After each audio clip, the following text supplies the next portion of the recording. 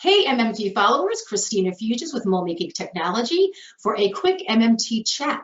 My guest today is Joe Churluck, President of Best Tool and Engineering of Clinton Township, Michigan. Hello, Joe. Good morning. So Joe, give us a quick snapshot of the shop, of Best, its specialty and its workforce.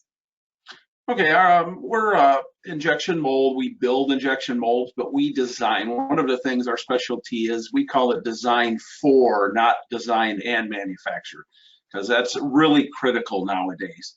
So we have full engineering department. Then we build tooling, and we also have a separate facility that we mold injection mold parts. We're very familiar. How many people? 15 employees across engineering, tool makers, CNC hands, and then in our molding department, we have quality and our operators.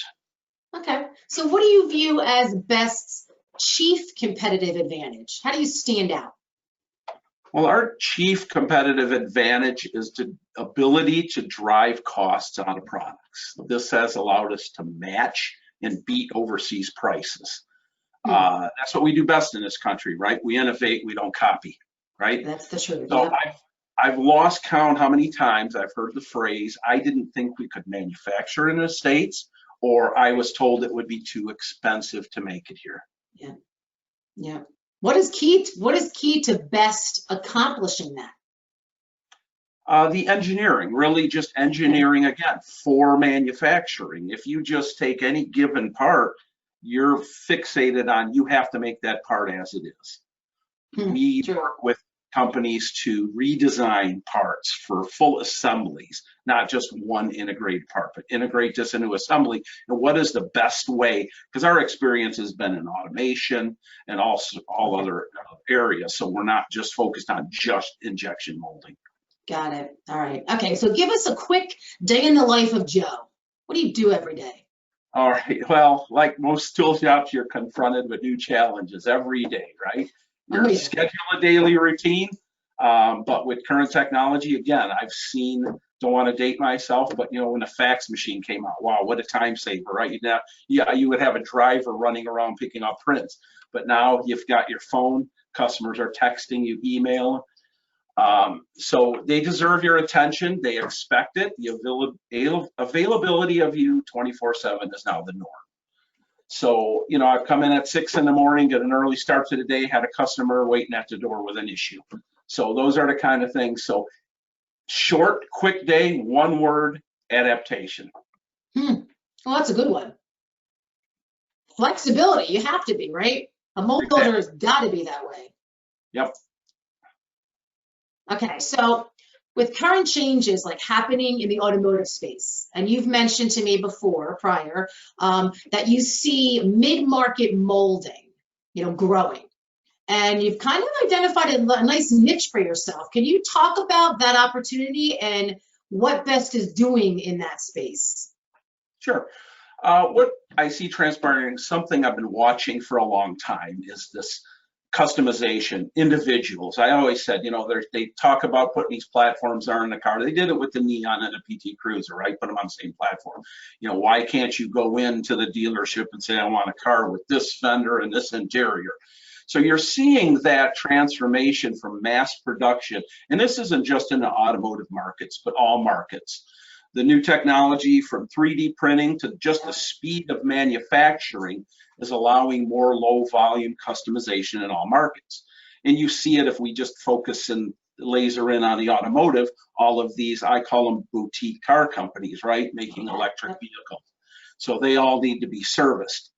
To that end, what our specialty for years has been in plastic bonding.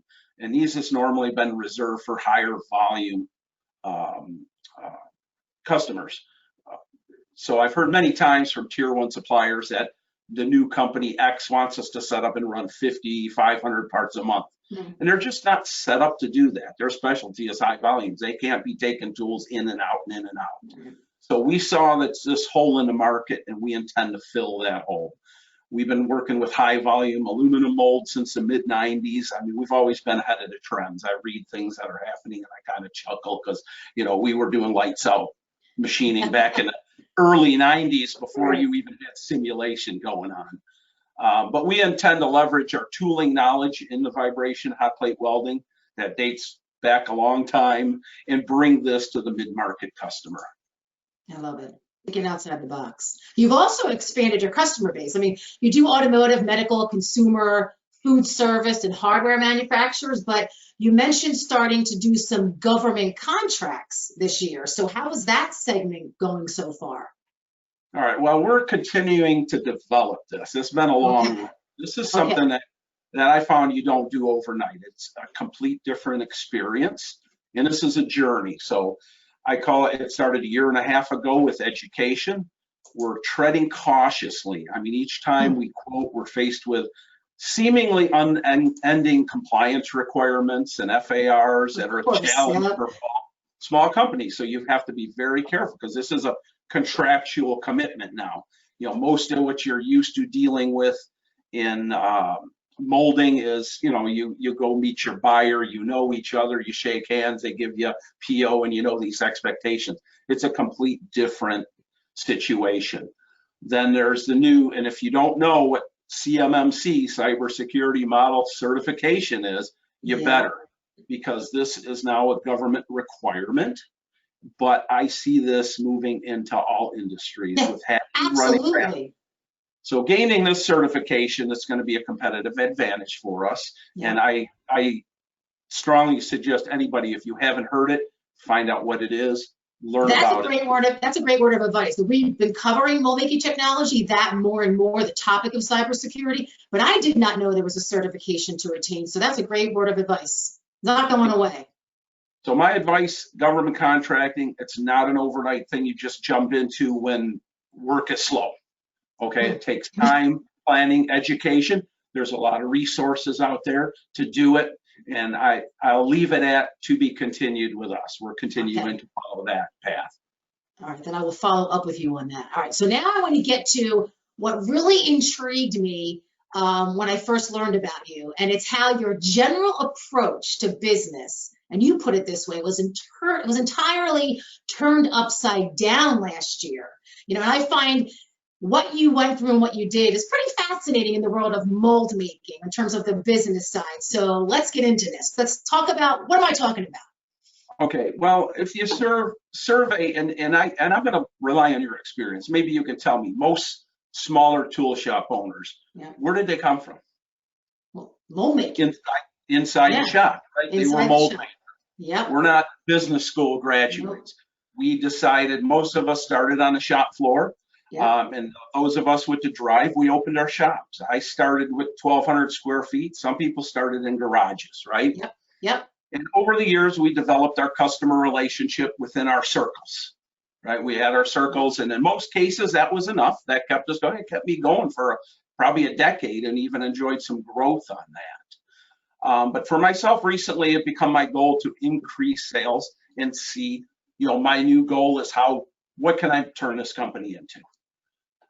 This is where the issue started. trying to reach these sales goals with these small circle of contacts that I was currently engaged in. So I thought that was the issue. Now I'm going to circle back to that, so you can put that in quotes. I thought that was the issue. So I started networking as much as possible through available channels, social networking, trade shows, and there was always pre-COVID gatherings that you could meet. Through those connections, I was approached by our local county Department of Economic Development, and they brought to my attention 2 programs, and these programs were actually no cost, which was the amazing thing. It's like, okay, free, sign me up. And anybody in any state, get in touch with your local economic development programs, because they have a lot of these programs available. So the first program I was recommended is through the Edward Lowe Foundation. So if you don't know about the Edward Lowe Foundation, I'm not going to go huge into it, but he was an entrepreneur and he wanted to leave a legacy. So look it up. They've got an excellent website. But using grants from the state of Michigan, I was accepted into a program called Economic Gardening. This starts with a discovery call. In my case, it identified that I needed marketing help to reach my goals. So I was given access to market research, social media professionals to assist targeting new business and tracking trends. And this was, if I would have paid for this, it would have been a big cost. This I'm was sure. this. When the program, I was an all online program. When it was completed, it was followed up with a retreat at the Edward Lowe Foundation in Cassopolis, Michigan. Fantastic facility. They have a lot of programs to help the business owner reach the next level. I encourage everybody to look into the programs at this foundation. That was a fantastic. So I finished that program and I thought, well, how can you top this? But the next program just completely blew me away. Okay. Second program I applied for and was accepted into was Goldman Sachs 10,000 Small Business Program. Never heard of it. It's like, okay, what it is, but the night that, as soon as the economic development people were left here, I mean, I went and signed up for this program right then, that night, because it just sounded so intriguing. Now, if you recall earlier, I say that I thought my only problem was my social circle, but wow, was I wrong. I mentioned earlier, the majority of us are not business school graduates. Yeah. Most, including myself, prior to this program, knew enough to be dangerous in the front office, or we're lying to ourselves. Okay, we know enough to get by. Right. This program I can only call, and this is my quotes, Masters of Business in 4 months. Okay, it's intense, but it's so well worth it in the end. Everybody has areas of weakness in their business. This is a program that fills in the blanks. And there were accountants there because, hey, they may be great at the numbers, but they're not good at sales and marketing. Yeah, so it didn't matter. There was businesses across the board in here, security companies, you name it. So that you had access to.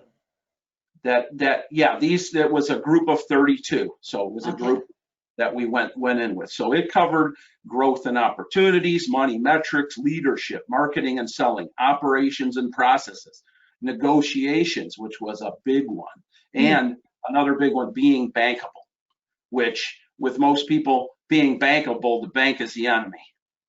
I learned that the bank is not the enemy. I just need to understand what they want. I can't describe the overall change in attitude and confidence instilled by the knowledgeable people that presented during this program. Curriculum is set by Wharton School of Business in Pennsylvania. Yeah. So if you know Wharton School, if you don't, look it up. It's one of the top business schools in the country. The help doesn't stop after the final class. You become a member of what I consider to be an elite group of small business owners across the country. I can tap into that knowledge base anytime. I've got to put a shameless plug for the people responsible in the Detroit program: Kent Snyder, Lori Sullivan, Molly O'Mara, Ferris Almney, Herb Drayton, Michael Geiger, and Shanae Jackson. And I know I didn't get them all because they had weekly people come in that did these classes that were specialists in their fields. It was a fantastic program. Cost me nothing but my time. And so again, how much time? What was that commitment? It was about 4 months, once a week, a full day. So it was Friday. Okay. Full day Friday, but then the work after. So then there's homework. So you need to be able to do this. You need to be able to stop, but it is well worth it.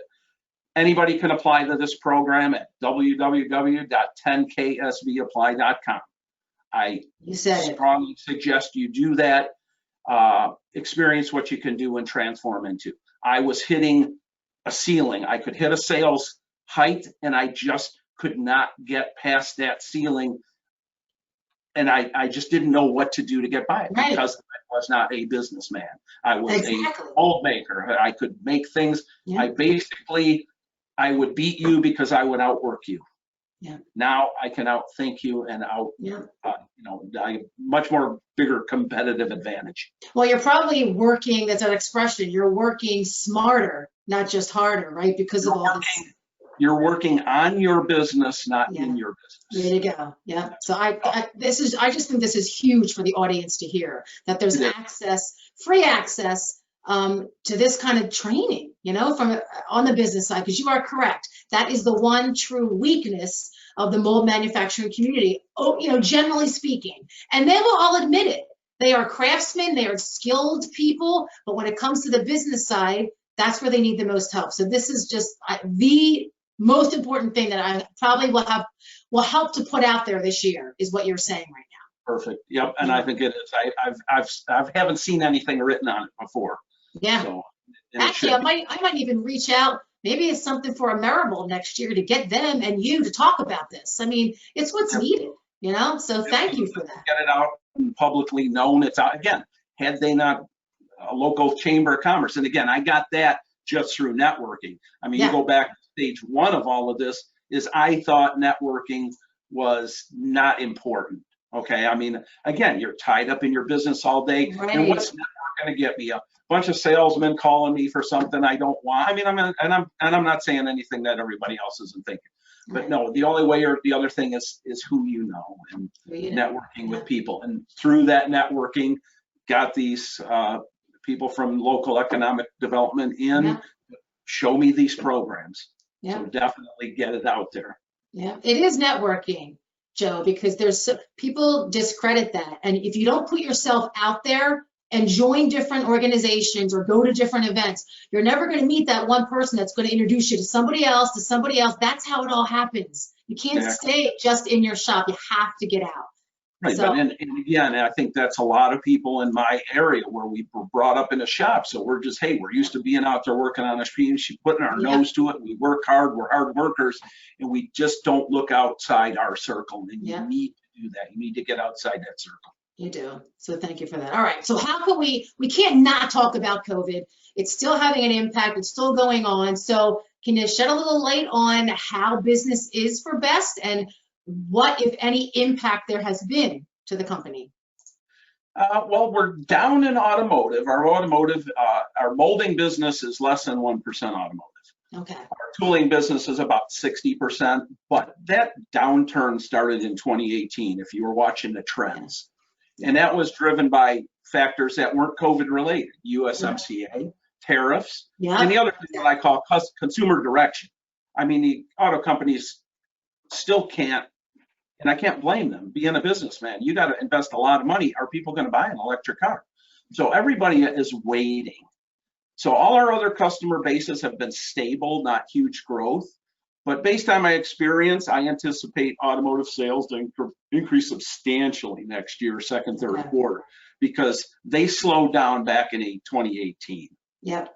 So this is it's gonna take off next year, and that's what we're preparing. We're right now we're positioning ourselves. That's everything we're doing is positioning ourselves for double-digit growth next year. That's awesome. That's good to hear. And that's kind of what we're hearing too. We have our Gardner Business Intelligence team and things that we're seeing that are happening right now. We're moving in that direction. So that's good to hear from your perspective also. So what would you say moving forward is your biggest concern about this virus? Biggest concern about the virus. Really how quickly the economy is going to recover. Based on all my years in business, I saw an economic slowdown coming in 2018. It was coming. So this put us in a good position to weather the storm because we were preparing for a slowdown anyway. Of course, there was no way to foresee a magnitude of this event. No, exactly. Of course not. But it's just a matter of, as a smart business owner, you can't just look at what's on the table right now. You have to look at everything around you. Yeah. Yeah. That's the business side for you, Joe, right? Exactly. That's the business side. So when you think about, talking to a lot of shops during the past 6 months, shops that were directly involved in these projects that were COVID related, it's been amazing to share the stories of what they've learned they can accomplish when they have to, in lead times and maintain that quality. The things they were doing, typically doing 8 to 12 weeks, they're doing in 5 days. Like, it's ridiculous. Now, and I know there's certain circumstances, it's extraordinary, but they've learned they've learned things that I'm hoping a lot of them apply in normal time. So how do you see mold making in general coming out of this? Well, see, my epiphany came September 11th, 2001. Okay. That prepared me for this. The events of that day changed business for me forever. Because then at that point you realized, plan as you may, you cannot foresee things that will affect your business. I mean, shops used to be kind of immune to this, but now with because you used to, I mean, I started in this back in the 70s where you had a 9-month backlog. You could see a recession coming because the benches would be empty. Lived through the 80s where it was started turning into the just in time. So, you know, that back, and again, back in the early years, all that mattered was getting the shop out the door or the work out the door. So there's so many things as a business owner you have to watch now just to keep up on the trends, currency valuations, tariffs. I lost work back in 2000s based on currency valuation. Yeah. You know, how do you fight that? Exactly. You can't. Plus the future of what the political landscape's going to look like is all going to affect your business along with myriad of other things. Yeah. I see this lesson I learned 19 years ago hitting home to newer entrepreneurs in the mold making business who haven't witnessed what I have. Be prepared for the unknown. How do you do that? Easy to say, right? How do you do that? Information and data trends. That's what I was watching, and I knew there was a slowdown. We were ready, not because I had a crystal ball that said COVID's coming, but there was a normal slowdown cycle that I recognized was coming. So you need to be aware of these things that are affecting your business on the outside. That's true. Great. And you know what? COVID or not, it's always going to be something, right? There's going to be some disruption, something that's going to impact your business. Exactly. So you have to be prepared. I like that. Data and trends. We see it in the molding end. If a plant goes down that's making propylene, all of a sudden prices are going up. You just got to keep your eyes on the business news and things of what's going on around you. It's not just a come in, work in a shop, make a mold anymore. If you want growth and you want to sustain yourself, you need to be looking at all these outside factors that are going to affect your business. Yeah. It really has changed. You're making me think that it's no longer a mold shop, it's a mold business. And you have to think of it that way. Exactly. Right? Yep. If you want growth, I mean, again, I sustained very well on just my small circle. Of course. But you're only going to grow to a certain point, and then you're going to hit that ceiling and go, I just can't get any bigger than this. Exactly. All right. Well, Joe, thank you so much for your time. It's been a pleasure catching up with you and sharing all your lessons and your insights. So thank you. I appreciate it. Thank you. Anytime. All right. And to everybody watching out there, for everything mold making related, visit moldmakingtechnology.com. Stay safe and healthy, and more importantly, stay informed and stay inspired.